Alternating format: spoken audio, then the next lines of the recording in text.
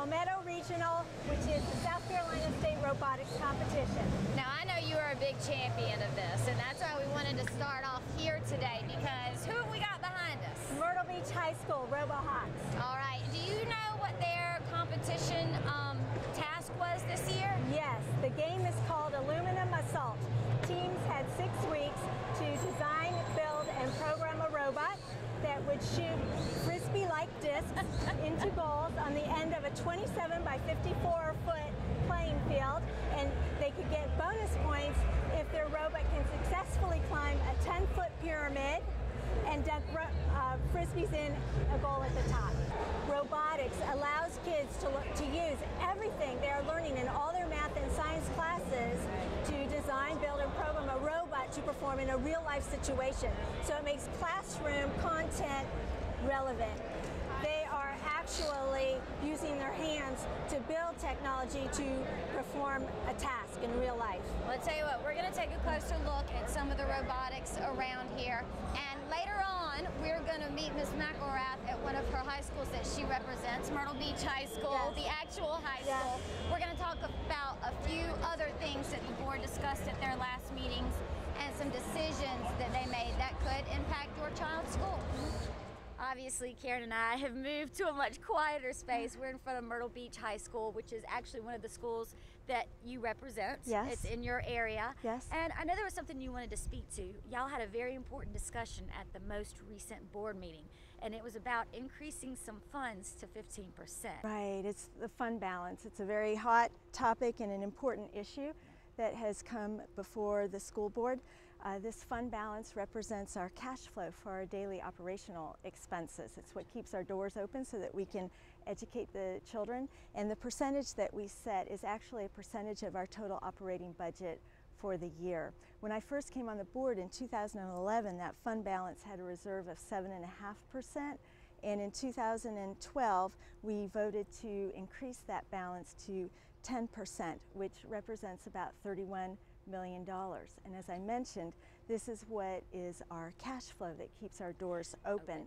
Yes, and it's very important because it allows our district to operate on a cash basis with our bills. We don't have to take out the tax anticipation notes that many districts around the states have to take out as they wait for taxes to come in. And remember, anytime you take out a bank loan or a bond, we pay that back with interest. So maintaining our district on a cash-only basis saves the district money in the long run. So the debate now is to raise it from 10% to 15%, which represents about $45 million. And our chief financial officers recommend that this is a safer amount for us, since we do have a couple of months out of the year where that 10% was running a little bit short. To keep this district open, it costs about $1 million a day. So having a fund balance of $45 million, well, that seems like a huge amount to the average person. And, oh, why aren't you spending that money? It actually represents 45 days of operations. And I will also add that in 2011, when we were under severe budget crunches, and districts around this state were having to furlough people and go to a 4-day work week, we didn't have to do that. We were able to maintain our 5-day week, and it was because of that fund balance. It really protects the district. And one more thing, I know that you wanted to kind of give a shout out to a couple of your schools that you also represent. Who are those schools? Myrtle Beach Elementary and Myrtle Beach Intermediate. I'm very proud of them. The schools in the Myrtle Beach district have truly embraced the Covey model, and Myrtle Beach Elementary and Intermediate were just awarded the Lighthouse Award, which means they have reached exemplary status for incorporating the Covey model into their daily lives and the curriculum there. And if you want to know a little bit more about the Leader in Me Covey process, there's actually going to be a show on Channel 12 about that, and the lighthouse procedures, or whatever you want to refer lighthouse procedures that they had to take to get that status. And it wasn't easy. No, it's a challenge, and they need to be commended for what they've achieved there. You got it. Now, Karen, and as our viewers can obviously see, we've changed places. Myrtle Beach High School's right over there. Myrtle Beach Middle School's right over here, and we've got our elementary and primary back across the street. as you can see, we're also in front of the sports facilities. And I'm pointing this out because the board recently had a study done. Last year, the district office contracted with private consultants who came in and assessed the current condition of all of our facilities, athletic fields, grounds, etc. And we just received the result of that, which is a 7-inch report containing information on when and where to build if we choose to do that, as well as which properties should be replaced completely, which properties should be renovated, as well as all the activities involved in maintaining all of our facilities in top working order.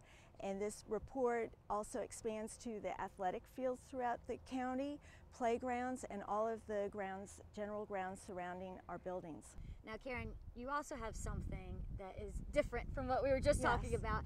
Another committee and something else, a facilities committee. Is that what it basically is? Well, we have some issues with overcrowding in some of our schools around the district. So last year, the school board formed a district-wide committee for facilities optimization. It's hard for me to say that. Yeah, that's a lot of words. Yes, yes. And this committee was comprised of board members along with 2 stakeholders appointed by board members from each one of our attendance areas.